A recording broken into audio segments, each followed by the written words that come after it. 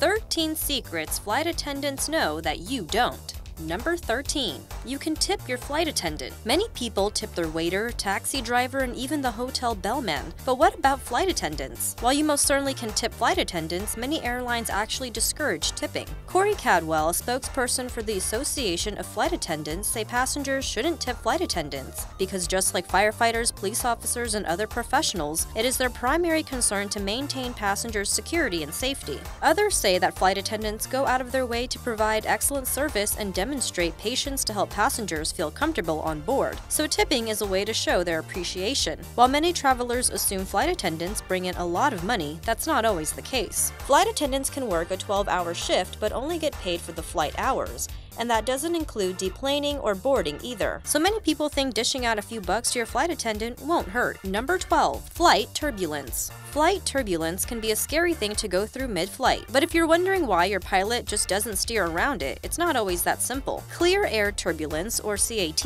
can't be determined accurately for flights to be planned around it. The pilot will try to avoid CAT if they can, since the only advance notice comes from other pilots traveling on the same route. However, navigating around it doesn't entail a smooth course either. CBS, or cumulonimbus clouds, can be avoided during flights, but it gets harder to do so when landing. As the plane approaches the airport, there is less altitude, so it must be essential for the aircraft to be aligned with the runway 5 miles from touching base. But turning off course isn't possible when landing if within the 5-mile radius. So if a CB is in the way, then sometimes landings are temporarily stopped to allow the CB to float away. Number 11.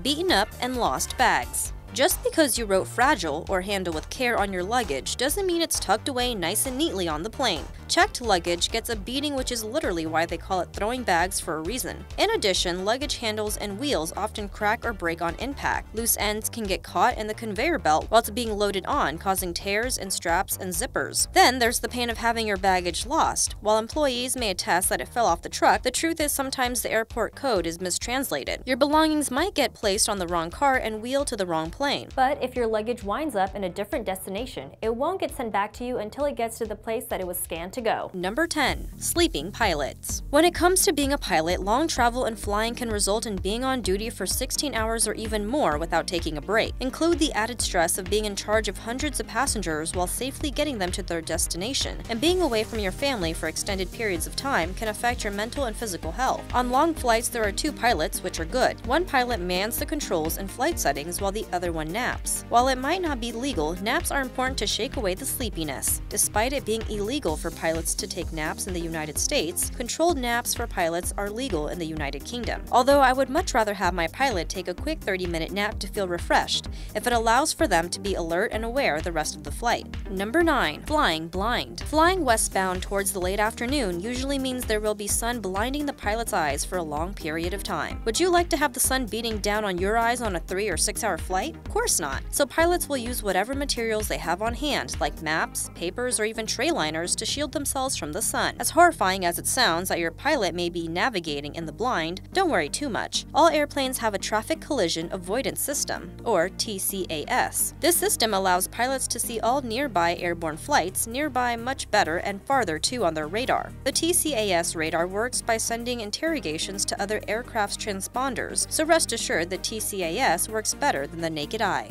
Number 8. Life or death. Paying close attention could be the difference between life and death. Before takeoff, you should watch the safety presentation, as it contains valuable information that could save your life in case of a disaster. As much as we don't want to think about anything life-threatening happening on a flight, it's critical to know what to do. For example, you might not have known that when the oxygen masks fall from above, you'll only have about 15 minutes worth of oxygen. Don't worry, this is more than enough time for the pilot to lower the aircraft to a lower altitude to wear your mask, so you breathe better. But at a lower altitude, it also means that you'll only have about anywhere from 15 to 20 seconds to fix your mask before you pass out. So when flight attendants tell you to wear your mask before assisting others, they mean it. Number 7. Flying with pets. Sometimes there might not be anyone to take care of Fido when you're off to vacation, so you have no choice but to bring him along. But you might want to think twice about bringing your pets along. While airlines will do their best to provide the utmost care and security for your furry companions, there are a few things that can't be avoided. While you may be sitting in a comfy chair looking out of the window, your pet is locked up, tighten their crate in the cargo hold. This can lead to some pets becoming anxious and confused with all the hustle and bustle going on around them. Plus, with all the noise on the ramp just adds more to the chaos. While many workers in this area wear earplugs to protect their ears from all the noise,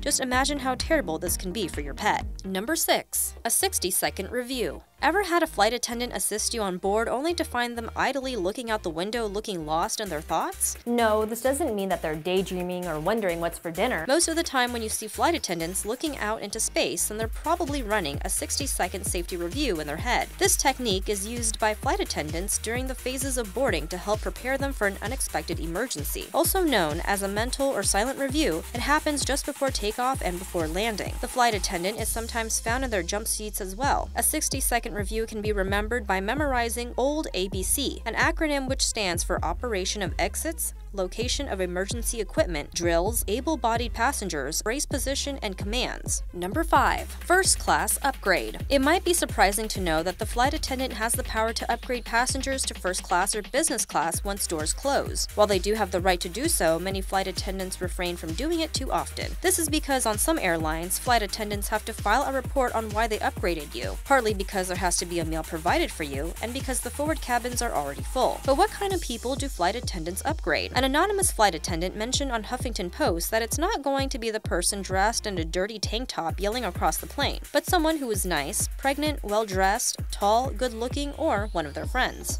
Number 4. People steal life jackets. Sometimes passengers will tuck away the life jackets placed under your seat as a souvenir. Doing so is illegal and a punishable offense. Life jackets are essential in case of a disaster or emergency landing in the water. While many flight attendants do check every seat at the start of each day, an airplane might make several trips throughout the day. During this time, a passenger could get away with stealing a life vest. So before you sit down, you should locate the life vest under your chair, and if you find it missing, alert a flight attendant right away. Number 3. Tricky locks. What many passengers don't know is the lavatory locks can be unlocked from the outside. This is a safety precaution in an unlikely event or situation if someone becomes incapacitated or if it is suspected they're doing any illegal activity, the flight attendant can open the door. There is a mechanism usually behind the no smoking sign that enables you to slide the bolt and unlock the door. Just lift the lavatory sign and push the knob into the unlocked position. While it may sound unsettling to know that someone can open the door, it is only used in certain situations. Number 2. In command. While it is the pilot's job to control the aircraft, did you know the airplane captain has the same authority as a ship captain? The captain in command on board has the ultimate power on the plane. Any unruly or disruptive passengers can be arrested by the pilot. Well, sort of. He can't perform the actual arrest, but once the airplane lands, the pilot can contact authorities to meet the plane and they can stop passengers. If a passenger on board is seen as a threat to the crew or other passengers, the captain does have the right to detain the passenger until police officers arrive once on the ground. Number 1. The safest seat? You might have read a few articles that suggest the back middle seats or sitting in the back of the plane entirely is the safest place to sit in case of a disaster. But according to an article in Time magazine, FAA and other airline safety experts conclude there is no safest seat on an airplane. The chances of dying in an airplane crash have less to do with what seat you're in and more with the events surrounding the accident. If the tail of the plane gets the burden of the impact, then the front or middle passengers may survive better than those in the rear. But Time discovered that when it comes to survival,